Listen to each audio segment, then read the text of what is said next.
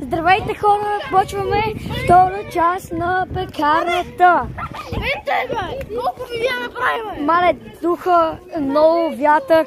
Абе, не мога да заснема кратко видео, защото спирам да излизам от тази камера. Искаш ли аз? Не, аз съм фотографа. Марти ме да зачи. Аз съм режисьор. Фонкорен нещо си... Фонкорен... Не знам. Аз съм медик. Фонкорен център Чавдар. Сега, ако влезем тука... Тук сме. Влизаме. В момента работи с група. Хайде да се изчакаме. Моля. Добър ден. Я кажете добър ден. Добър ден. След малко се връщаме. Хора, трябва да приключим. Айде ще правим трета част. Хора, Мартин Кънчев и Теодор Петров нека да изчезнаха.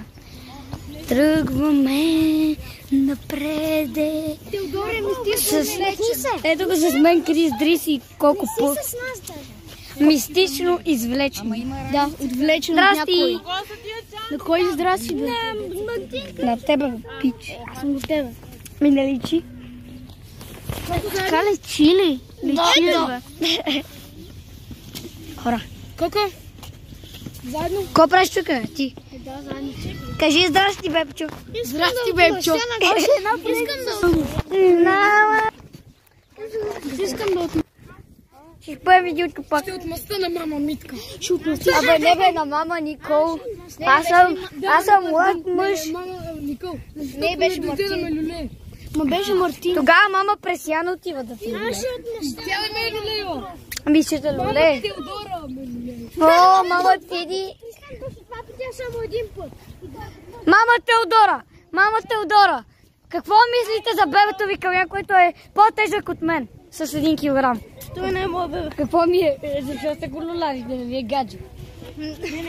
Бебе да бега. Слушайте хора, сега ето го Митко. И аз снимам. Ай, то снима. Нямаш другарка. Аз съм свой мама. Ама бебе не разбира нищо, трябва да му обясните. Бебе! Ето го бебе, чакай това. Тя бебета направо ще ни подводят. Сега май ходиме на някъде.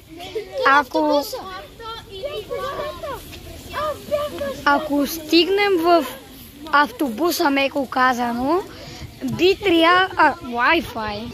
Wi-Fi 4. Ею.